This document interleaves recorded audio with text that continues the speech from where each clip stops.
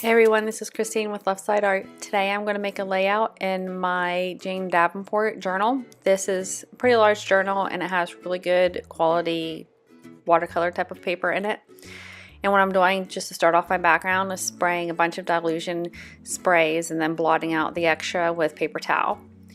What I wanted to do was create jelly plate prints for this background, but I didn't want to rip pages out of my journal, so I just kind of flipped the book around and the jelly plate around until I got some design on my background.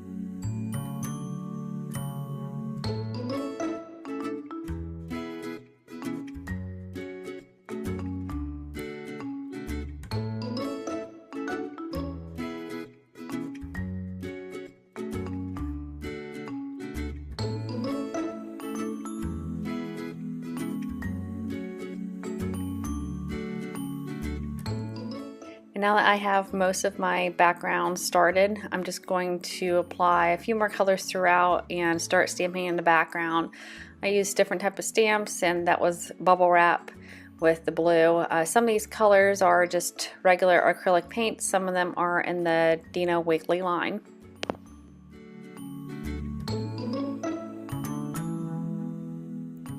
Once the background is dry, I'm just going to stamp some images with stamps and stencils into my background just to make it a little bit more interesting.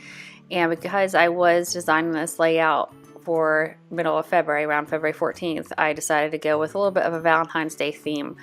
This is a stencil by Tim Holtz, and it just has some lovey type of words and XOs and things like that through it. I'm just using my blending tool with some archival black ink. This stencil with the word love in it is from Dino Wakley.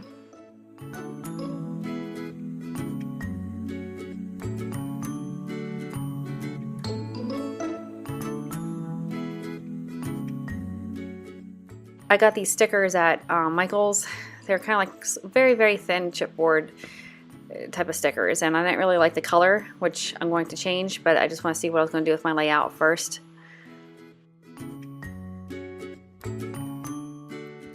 Before I start painting the pieces, I'm applying some white gesso. It just helps adhere the paint, I think, a little bit better to these shinier type of stickers. And it kind of helps block out the red and light browns, and you have more of an even starting point across each of these pieces.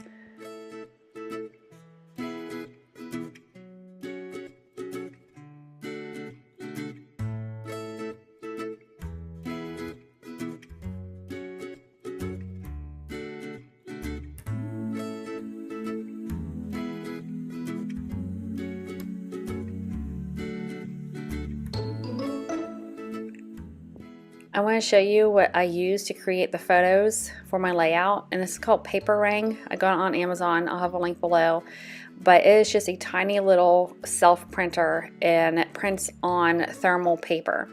It kind of looks like a roll of receipt tape in a cash register, and it just continually prints out from your phone. And I found it works pretty nice, except when you're using wet glue and wet media. I use some of gel medium behind the photos and then on top of them, and I think it was where I applied it to the top of the photos, it started reacting with the image a bit. So lesson learned, next time I think I'll probably just use some type of glue stick or something like that rather than wet glue.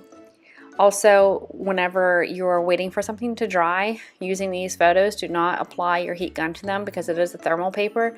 Everything will just turn pitch black and they'll kind of shrivel up a little bit.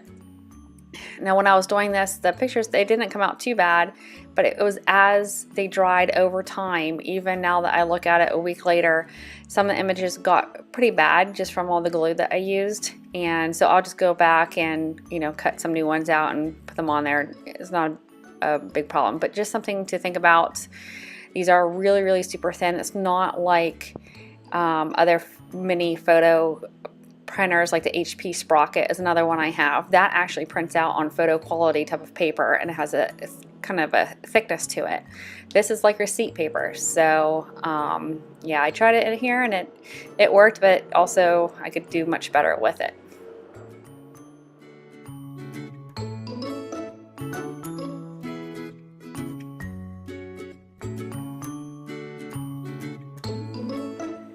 When I'm gluing down these stickers, I did try to remove most of the sticker that was already on it and then just used Eileen's tacky glue. It just helps make the book a little bit thinner when you close it up. You don't have those big bubbled stickers on the back of these small pieces.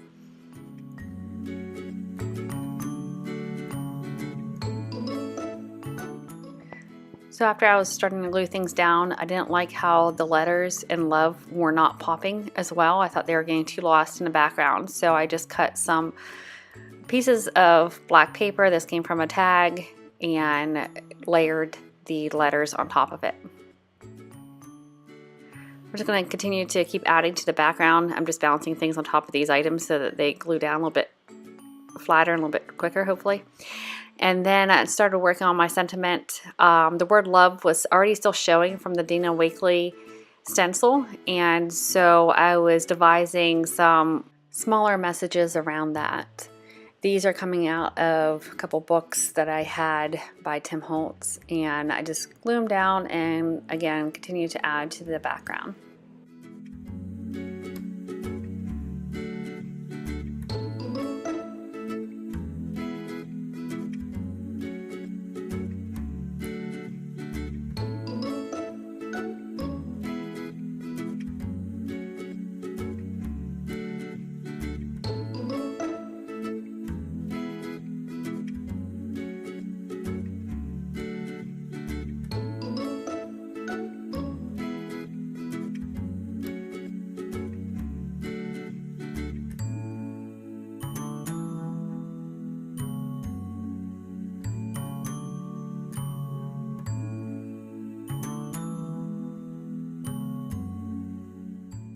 I'm using Posca markers and Jane Davenport markers for all these little details I'm adding.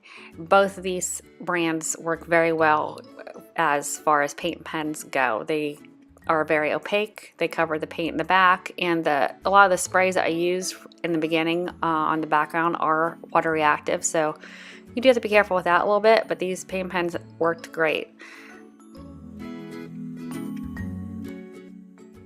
The marker that I'm using to shade and move around my finger a little bit is a big brush pen. It does give you a few seconds to move the black around a little bit before it dries permanently, and that's why I'm able to smudge it and smear it a little bit. I think this also affected my photos a little bit. It's more the glue than the distress marker, I think, anyway, but I will be experimenting with it more in the future and I'll let you know how it goes.